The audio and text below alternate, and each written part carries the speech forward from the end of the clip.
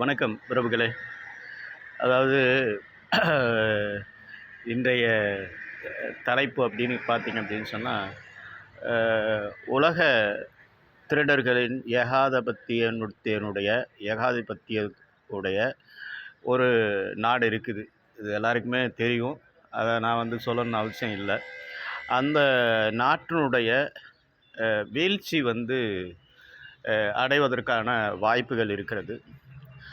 அந்த வாய்ப்பை தக்க வைக்குவதற்காக அவர்களுடைய அயோக்கியத்தனத்தையும் கயமைத்தனத்தையும் உலக நாடுகள் முழுவதும் ஒரு போர் சூழலை உருவாக்குவதற்காக, அவர்களுடைய வீழ்ச்சியிலிருந்து அவர்களை காத்து கொள்வதற்காக, அவர்களுடைய பண மதிப்பு இழப்பை தக்க வைத்து கொள்வதற்காகவும், உலக மக்களையும் உலக தலைவர்களையும் உலக நாட்டு அரசியல் தலைவர்களையும் மிரட்டி பணிய வைத்து, அதன் மூலமாக உழைக்காமல் உண்டு கொண்டிருக்கக்கூடிய ஒரு மிகப்பெரிய கூட்டம்னு சொல்ல முடியாது, ஒரு சிறிய கூட்டம்தான்.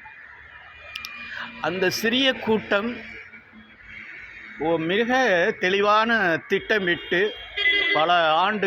பல நூற்றாண்டுகளாக திட்டமிட்டு அவர்கள் செயல்படுத்தி, இன்று அவர்கள் வறுமையிலிருந்து மீண்டு ஒட்டுமொத்த உலகத்தினுடைய பணத்தையும் அவர்கள் கைக்குள் வருவது போல் அவர்கள் திட்டமிட்டு, அது சுழற்சி முறையாக அவர்களுடைய ஆக்கம் உருவாக்கி வைக்கப்பட்டதனால் இன்று அவர்கள் உலகத்தை மிரட்டி கொண்டிருக்கிறார்கள் அப்படிங்கிறது தான் உண்மை. ஆகவே இந்த உலகத்தை மிரட்டும் இந்த கயவர் கூட்டங்களை அடக்குவதற்கு ஒருவனும் இல்லையா அப்படிங்கிற கேள்வி எல்லோர் மனதிலும் இருக்கும். ஆனால் அது அவ்வளவு எளிதானது கிடையாது. இருந்தாலும் நிச்சயமாக காலம் ஒரு நாள் மாறும் அப்படிங்கிறதுல எந்த விதமான மாற்று கருத்தும் கிடையாது. அதை நோக்கி உங்களுடைய பயணத்தை தொடங்குங்கள். அதற்குத்தான் தற்சாப்பு வாழ்வியல் நம்மளுடைய தமிழர்கள் அதை உருவாக்கி வைத்திருக்கிறார்கள். அந்த தற்சாப்பு வாழ்வியல் முறையை முடிந்தவரை ஒவ்வொரு தனி மனிதனும் கையாளுங்கள். எதிர்கால சந்ததிகளுக்கு அதை சொல்லிக் கொடுங்கள். தற்சாப்பு வாழ்வியல் முறை என்றால் என்னவென்று சொல்லிக் கொடுங்கள். கூலிக்கு மாரடிக்கும் கூட்டமாக உருவாக்கி விட்டார்கள். அதாவது நல்லா படிங்க, அதிகமான சம்பளம் வாங்குங்க, நல்லா படிங்க, மார்க் எடுங்க, நல்ல சம்பளத்துக்கு வேலைக்கு போங்க அப்படிங்கிற ஒரு கூலிக்கு மாரடிக்கும் கூட்டமாக இன்றைய கல்வி முறை உருவாக்கப்பட்டு, அந்த கல்வியின் அடிப்படையிலேயே மேடையில் பேசக்கூடிய அத்தனை உயர் பதவியில் இருக்கக்கூடிய அனைவருமே நல்லா படிங்க, நல்லா வேலைக்கு போங்க அப்படின்னே சொல்லி கொடுத்து பழகிவிட்டார்கள். ஆகவே இளைஞர்களும் அதே மனதில் வைத்து கொண்டு நல்லா படித்து விட்டு மார்க் எடுத்து விட்டு கார்ப்பரேட் கம்பெனிகள் அடிமைகளாக கூலிகளாக வேலை செய்து கொண்டு இருக்கிறோம் அப்படிங்கிறது. இதுதான் தற்சாப்பு வாழ்வியலிலிருந்து உங்களை மாற்றுவதற்கான முயற்சி அப்படிங்கிறது. இந்த நல்லா படித்து வேலைக்கு போகிறதுங்கிறத விட்டுட்டு, படிப்பு அறிவை வளர்த்து கொள்வதற்கு மட்டுமே தவிர பணம் சம்பாதிப்பதற்கு இல்லை அப்படிங்கிற இந்த மனநிலையிலிருந்து மக்கள் மீள வேண்டும். அதுதான் தற்சாப்பு வாழ்வியலுடைய அடிப்படை சிந்தனை. ஆகவே தற்சாப்பு வாழ்வியல் அப்படிங்கிறதுக்கு 1000 வழிகள் இருக்குது. அந்த வழிகளை நீங்கள் தேடினால் கண்டிப்பாக அதற்கான வழிகள் தானாகவே உருவாகும். நீங்கள் தேடினால் உருவாகும், சிந்தித்தால் உருவாகும். இதுதான் தற்சாப்பு வாழ்வினுடைய முக்கிய நோக்கம். இன்றைய ஒரு தமிழ்நாட்டினுடைய அரசியல் தலைவராக வலம் வந்து கொண்டு இருக்கக்கூடிய சீமான் அவர்களும் அதைத்தான் சொல்கிறார்கள். ஆனால் சீமான் இந்த தற்சாப்பு வாழ்வியல் முறைகளை சொல்லிக் கொடுத்தது உண்மையிலே அவருக்கு நம்மளுடைய பாராட்டுகளை நாம் தெரிவித்துக் கொள்வோம். அதே சமயத்தில் அவரும் ஒரு கார்ப்பரேட் நிறுவனத்துக்கு வேலை செய்யக்கூடிய ஒரு கூலிக்கு மாரடிக்கும் ஒரு அரசியல் தலைவரை தவிர மற்றபடி மக்களுக்கான அரசியல் தலைவர் அப்படிங்கிறத நிச்சயமாக உறுதியாக சொல்ல முடியாது. இருந்தாலும் காலம்தான் அதற்கு பதில் சொல்ல வேண்டும். ஆகவே இன்றைய உலகம் முழுக்கும் இருக்கக்கூடிய அரசியல் தலைவர்கள் அனைவருமே கூலிக்கு மாரடிக்கும் அரசியல் தலைவர்கள் தான் இங்கே இருக்கிறார்கள்.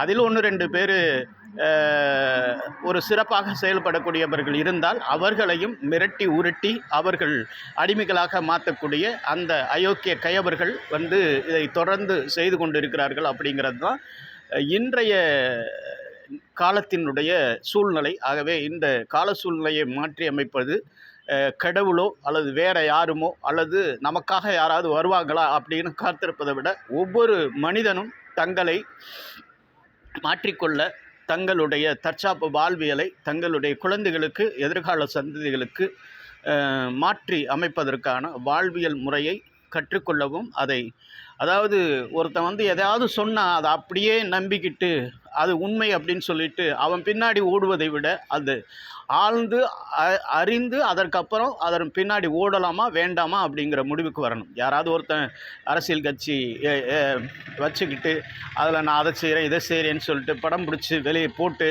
அதன் மூலியமாக மக்களை திரட்டி தான் ஒரு பெரிய தலைவர் அப்படிங்கிற இந்த மாதிரி ஒரு மனநிலை போக்கை வந்து மக்கள் அறியாமையினுடைய உச்சத்தில் இருக்கிறார்கள் அப்படிங்கிறது தான் இன்றைய சூழ்நிலை. அது போன்று தான் இன்று பல கட்சிகள் பல தலைவர்கள் உருவாகி கொண்டிருக்கிறார்கள்.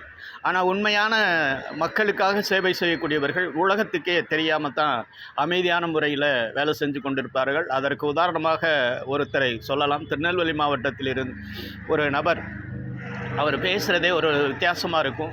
நிறைய விஷயங்கள் பேசுவார். அவரை வந்து ஒரு கோமாளியாக பொம்மையாக சித்தரித்த பலரும் உண்டு. ஆனால் அவருடைய பேச்சில் நிறைய உண்மைகள் இருக்கும். அப்படித்தான் அவர் வந்து இந்த வருடம் பொங்கல் நிதியை வந்து அவர் அதாவது இனாமாக கொடுத்த அந்த பொங்கல் நிதியை அவர் அரசாங்க கருவூலத்துக்கே திருப்பி அனுப்பிவிட்டு இந்த நாடு கடனில் இருக்குது, அந்த கடனில் என்னுடைய பங்கை வந்து நான் திருப்பி கொடுக்குறேன் அப்படின்னு சொல்லி அந்த 3000 ரூபாய் இனமாக பொங்கலுக்கு கொடுத்த காசை வந்து அவர் வந்து திருப்பி அனுப்பி வைத்து விட்டார். ஆனால் அதை பற்றி ஒருவருக்கும் பேசுவதற்கு நாதியும் இல்லை, நேரமும் இல்லை. இப்படிப்பட்ட முட்டாள்தனமான செயல்களில் கூத்தாடிகள் பின்னாடியும் தேவையற்ற நபர்கள் பின்னாடியும் மக்கள் ஓடிக்கொண்டு இருக்கிறார்கள் அப்படிங்கிறதான் மறுக்க முடியாத உண்மை. அதே மாதிரி நல்ல விஷயங்களை கேட்பதும் இல்லை, படிப்பதும் இல்லை, பார்ப்பதும் இல்லை. எது இந்த நாட்டுக்கும் மக்களுக்கும் அவர்களுக்கும் உங்களுக்கும் தேவையில்லையோ அதன் பின்னாடியே நாம் ஓடிக்கொண்டிருக்கிறோம் அப்படிங்கிறது தான் வருத்தமான செய்தி. இருப்பினும் நல்ல மனிதர்கள் 4 பேர் எதையாவது செய்ய வேண்டும் அப்படின்னு செஞ்சு கொண்டு தான் இருக்கிறார்கள் அப்படிங்கிறதையும் இங்கே பதிவு செய்கிறேன். ஓகே உறவுகளே, மற்றும் அடுத்த ஒரு காணொளியில் நாளை சந்திப்போம். நன்றி, வணக்கம்.